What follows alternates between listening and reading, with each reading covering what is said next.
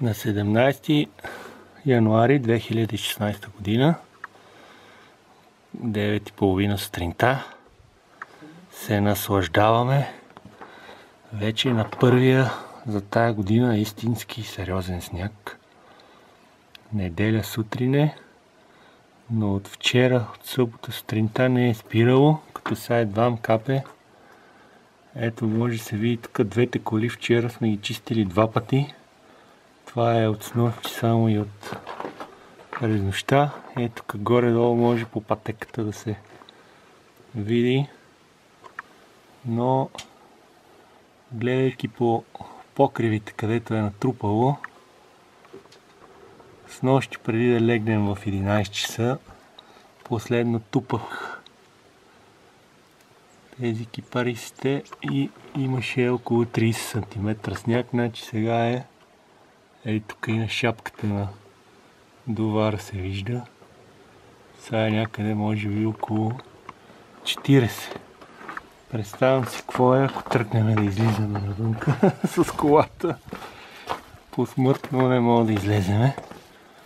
Топло е обаче,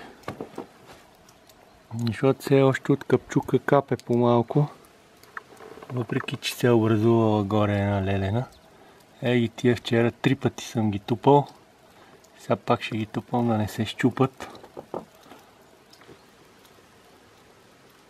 Там мерих вчера. Беше една педя и още 5-6 см, около 30. Сега съм сигурен, че има поне 10 см горница. Може да се... Горе-долу може да се направи сравнение. Фенера, големината му е една педя. Виждате това колко по-голямо е от една педя от фенера. Красота! Нека да омекне малко. Сега е много пръхкав, не може да става.